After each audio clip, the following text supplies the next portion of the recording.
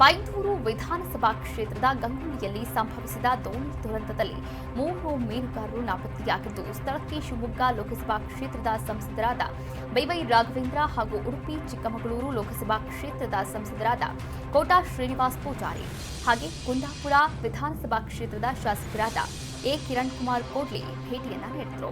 ಶೋಧ ಕಾರ್ಯವನ್ನ ಕೂಡ ಪರಿಶೀಲನೆ ಮಾಡಿದ್ದಾರೆ. ವರದಿಗಾರರಿಗೆ ಪ್ರತಿಕ್ರಿಯೆಯನ್ನ ನೀಡಿತು. ಈ ಸಂದರ್ಭದಲ್ಲಿ ಮಾತನಾಡಿದ ಸಂಸದ ಬೈವೈ ರಾಘವೇಂದ್ರ ಅವರು, ಈ ದುರ್ಘಟನೆಯಲ್ಲಿ 3 ಮೀನುಗಾರರು ನಾಪತ್ತೆಯಾಗಿದ್ದಾರೆ.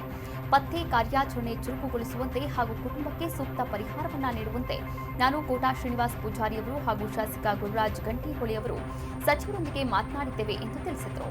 ನಾಪತ್ತೆಯಾದ ಮೀನುಗಾರರ ದೇಹವಾದರೂ ಆದಷ್ಟು ಬೇಗ ಸಿಗಬೇಕಾಗಿದೆ.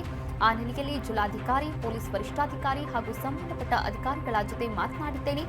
ನಾಳೆಯೊಳಗೆ ಪತ್ತೆಯಾಗದೇ ಇದ್ದರೆ ಸರ್ಕಾರ ಹೆಲಿಕಾಪ್ಟರ್ ವ್ಯವಸ್ಥೆ ಮಾಡಿ ಪತ್ತೆ ಕಾರ್ಯಕ್ಕೆ ವೇಗವನ್ನ ನೀಡಬೇಕು ಎಂದು ಹೇಳಿದ್ದಾರೆ.